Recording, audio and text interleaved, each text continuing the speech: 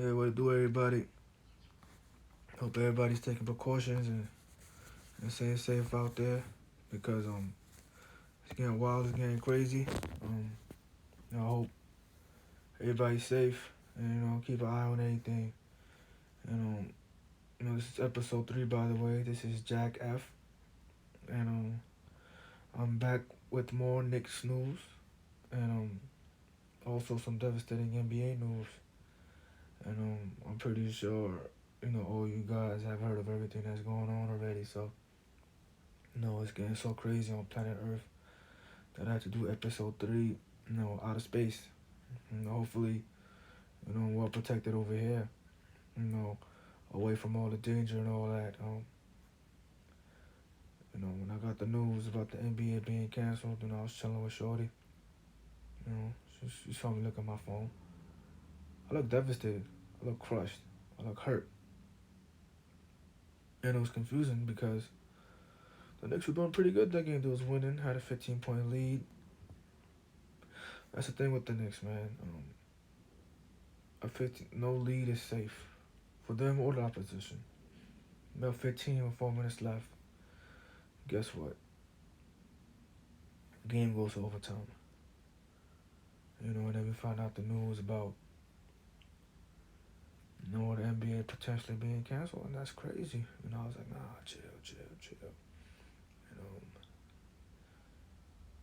Then it happened, and it was official, and it was like, damn, man, why? I felt like JAK. Why? Crazy thing was, I knew why they canceled it. I did. I just didn't feel like dealing with reality. Sometimes reality's trash, man. And slowly began to realize that this is gonna be Vince Carter's last game. And I was sad but happy because I got to see him in the Garden one last time. And Vince Carter's a legend that we all appreciate. All my friends, we all like Vince Carter. He's like Paul Wall. He's the people's champ. We feel as if you hate Vince Carter, you probably hate yourself. There's no reason to hate Vince Carter. That boy loved the game. But like I said, I hope everybody's safe out there, taking the proper precautions. Yeah, that's how they say it. And also controlling what you can control. That's all we could do right now. So make sure you guys are doing that out there. But when I found out that what's the name? Rudy Go was tested positive, and then I was like, damn, it was him. And then of course the footage comes out of him having fun and trolling it, and I know that wasn't his intentions, but once they got footage of you doing shit like that, man, they're gonna fucking keep testing you, bro. And that's what it is, bro. And sometimes you gotta deal with that shit. I thought Saturn was getting closer to me. That's why I got a little nervous. The gold mask killer right now, Jack F. Just another Knick fan. But and he gave it to Emmanuel Mudiay, man. And I was upset because I got faith in Mudiay. He's, to me, he got a name of a ball player. That should be at least averaging 17 points, 7 assists. Mudiay gave me the true baller vibes. But he did go last year for the Knicks too, man. He was out there balling. Sometimes he'll just run into the paint and have nowhere to go. Other than that, he pushed the pace well, kept us in games, played good D. His jumper improved. Plus I feel like he got the name Emmanuel Mudiay. Like a lot of rappers should be saying his name more. I feel like he got a great rap name. Like, I'm not in the mood today, like Mudiay. Shit, I don't think Moody in the mood right now either, to be honest. But like, there's so much potential with his name and raps that could be used. But I guess once he recovers, I hope everybody recovers from the virus, and he plays he gets the 18 points and 6 assists a game. He has that talent. He has that potential, man. Especially with a name like that. Then I found out D. Mitch, the Spider himself, got it. That was crazy, man. Like the whole Jazz. Oh, like, I'm just glad everything's okay, man. Like it didn't get worse, and that they'll be okay. I mean, they're gonna have the top of the line, medical professional people holding it down. So at least that's some of the benefits of the doubt. You know, I heard about Chris Paul trying to see what was going on, but I also heard that the Knicks might be trading for Chris Paul. And honestly, I wouldn't mind that. We could use a culture shift out here. We need somebody that it's visible that they care, to look pissed, and cares about winning. I feel like he could change that. He could help develop R.J. Barrett. He could help Frank Ntilikina. He could help Dennis Smith Jr. up their game while still being great himself. He brings credibility to the Knicks. Like, hey, man, this is Chris Paul right here. And I know it will go back into the Knicks tradition of signing someone that's old and past their prime, but this one actually makes sense. Some of our best seasons we had past couple of years ago, we had Baron Davis. We did good. We made the playoffs, at least according to the Knicks' expectations. We're in the playoffs. We did good. We had Baron Davis in the playoffs. We had Jason Kidd. We was in the playoffs. And they both weren't in their primes, but they were great point guards. They're credible point guards. They know the game, and we prospered. So that's why I wouldn't mind Chris Paul. He could help Frank improve his game. He could make R.J. Barrett improve his game. I really think he could take Mitchell Robinson to the next level as well. So I'll definitely trade for Chris Paul. And by the way, we have all this cap money. Who we gonna get? Who's gonna come running to the Knicks anyways? Like, damn, gotta go to the Knicks, man. Nobody. So we might as well get Chris Paul. Might as well, and have him help change our culture, and then maybe with him there as helping us lead us to the playoffs, and players can see that they're building a winning organization over there, and then they come through. And in the meantime, we're building our homegrown talent, and eventually we prosper, because this is not gonna be a 1 year process. It's gonna take some time, but as long as we're building towards something, I think that's a great idea. But overall, I feel like 2020 has definitely been smacking us in the face. Really didn't need to, but it has, and we just gotta work through it. To be honest, it's crazy. All the leagues got shut down. All the leagues, March Madness, like none. Like Future's one of the very few artists that can make a sad song sound happy. So Future should make a song called March Sadness. It will sound sad, but it will sound happy. He has that talent, the ability to do that. I think he should capitalize it and let us rally behind him. He also has a great song called Mask Off. I think he should also make a song called Mask On. I think we'd rally behind that too. We could use some content of that nature to help us. I'm just thinking about it, like, Rudy Go, really shut shit down unintentionally. I never shut shit down, man. That's just something I'm more of a.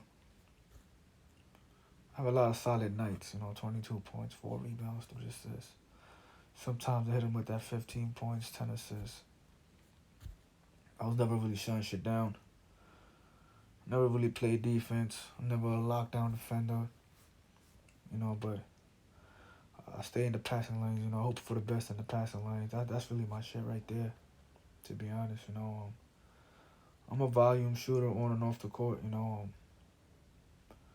Like once I realize a girl likes me, I just say, hey, can I get a peek at you? I got Pikachu out here. He holding it down, making sure like the more eyes, the better out here. And a cool dude. You know, you know, shut down one MLB, MLS, MLR, March Madness. Actually, like shut down. Like 8 leagues. That's crazy, man. So maybe that's the positive. Like, yo, you probably low key save shit from getting worse. But like I said, back to the Knicks. I also heard that James the only one of the fans to keep coming.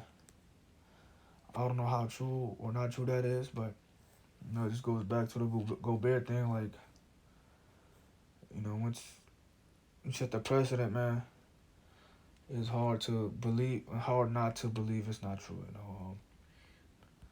Like he could be money hungry, he could not be. I don't know, but I just know Dolan's not gonna get the benefit of the doubt when it comes to that shit. Like I said, I'm glad we won that last game. That shit was fire. Vince Carter, hats off to you. I'm not gonna take my hat off, but still hats off to you. And whenever the Knicks and the Hawks play, or the Knicks and the Bulls play, if you don't look at their records, you just watch the game. Like, these fucking games go to overtime every single time. It's like the fucking Knicks and Hawks and the Bulls and the Knicks are in the 90s, really slugging it out. Like, scores of 95, 92, double OT, or 139, 134, triple OT. Like the Knicks and Hawks, Knicks are like the Bulls. Like, fucking great games. If you just don't look at their records, if you look at the record, like, oh damn, this team suck. They're trash. Even though they have talented players, the record is very obvious. Like, oh, they're 21-45, and the Hawks are 39-78, or whatever. But the games themselves be lit. So if you don't look at the record, and the game isn't going down to the last play in double OT, that's a great game. We ain't got no household. I mean, the Hawks got Trae Young, all-star starter. Boy got a lot to prove though. We know he's talented, but we got to see more in terms of, the winning perspective. That Hawks team got talent. A lot of these teams got talent, man. It's just about making it work. But those Bulls and Knicks games and those Hawks and Knicks games be low-key. There should be a playoff series for those teams, man. Because the games be fucking on tilt. And that's why I love the NBA, So, a lot of premier games on national TV because of the names, the players that draw attention to it. But a lot of times, like the Hornets versus the Pacers, it'll be a real early 2000s game. Players are just slugging it out, and that shit is fun to watch too. And plus, with all this like low management shit going on, like we don't know who's gonna play when, and who's gonna play who. And with those lower tier teams, when they battle against each other, that shit be just as lit as when the higher tier teams play against each other. Cause motherfuckers is hungry. That shit's important. But I also thought about, like, what if the Knicks did get Kyrie, KD, and Zion this season? Our record is 50-14. We're cutting everybody, smacking everybody. Boom, season get canceled. That's fucking devastating, man. Devastating. Like, I want to talk about from a basketball perspective. I'm not talking about like the bigger picture of life. I'm just talking about from a basketball fan. Like, oh, this the 1 year we might take it, and they take it away from us. It's not only that pain, but the pain of all the other fan bases rallying around and making fun of us. We don't got no well, we got 16 rings, or we got 15 rings, or we got 6 rings to fall. We got nothing to fall back on. Like, yeah, you're right. And then we come back. If you come back and make some distance to other fan bases, all of a sudden, we're in our feelings. So that's one of the things to consider of why maybe we didn't get KD and Kyrie and Zion. That probably would have been too much pain to bear, mentally, physically, from all aspects. That's why we're just chilling with our 20 and 45 record.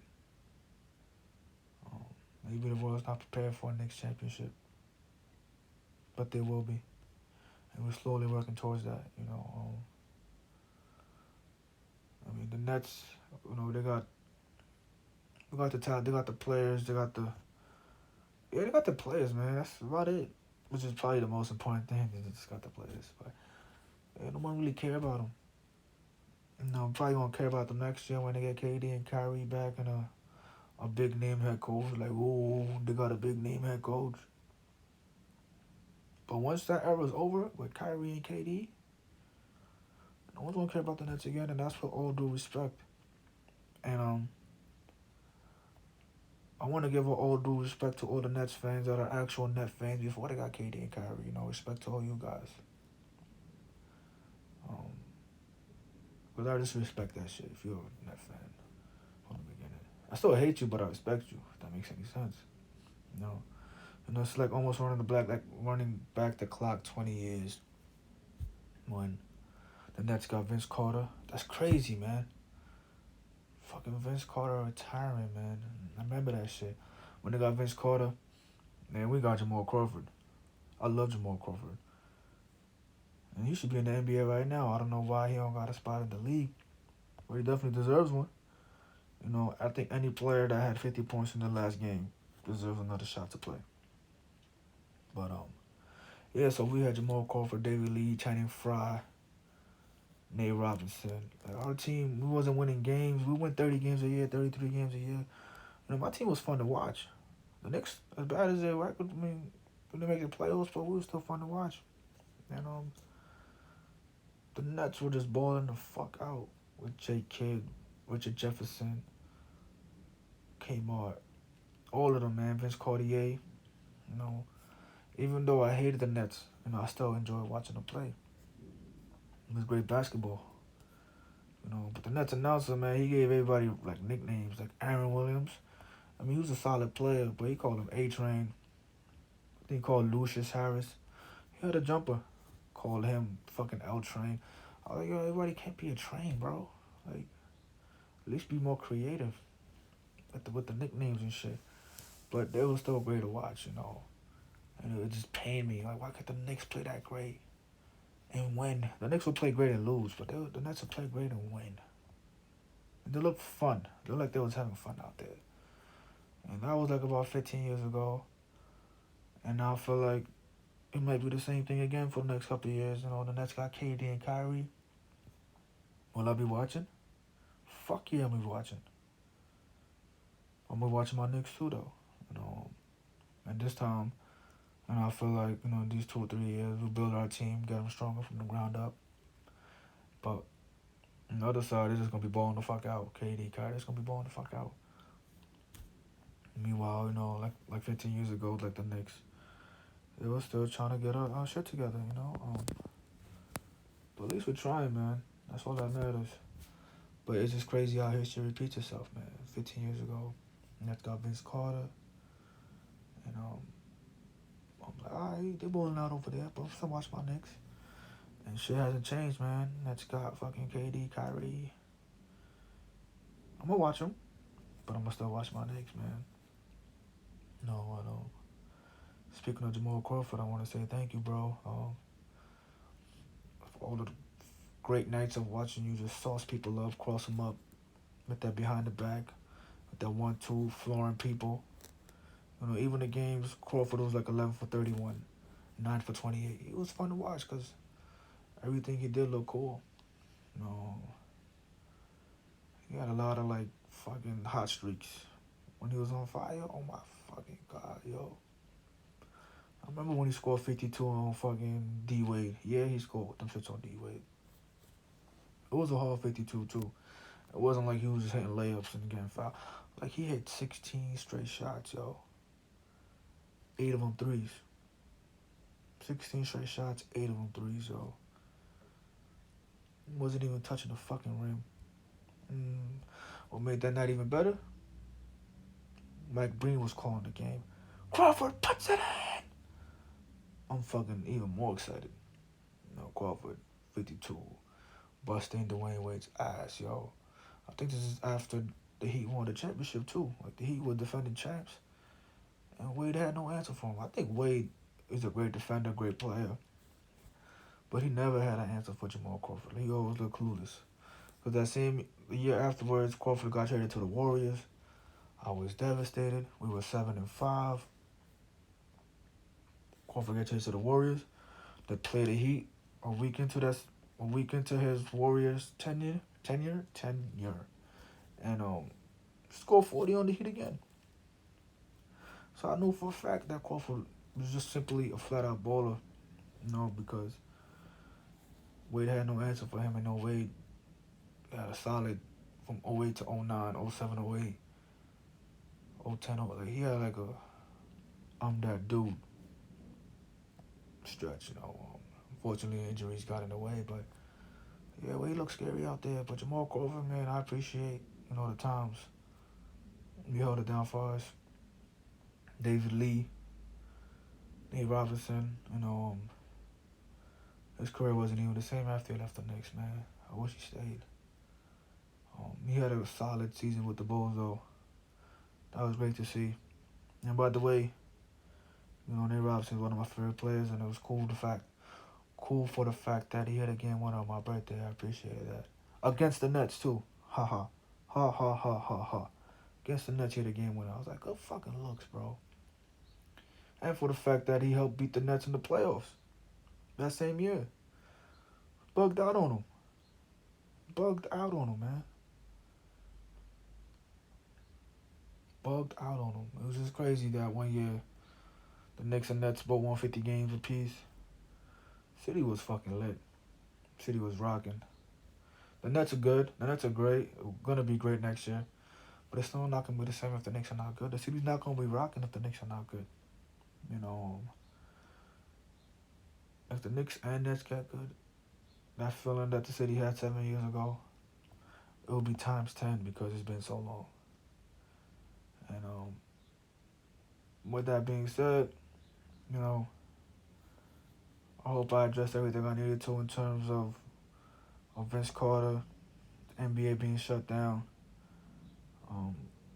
the coronavirus, be safe out there. Future, you should make a couple of songs that can help us get through these hard times. This might be the time, for us to all of us to get our shit together. And thank you for listening. And go Knicks. Shout out to the gang.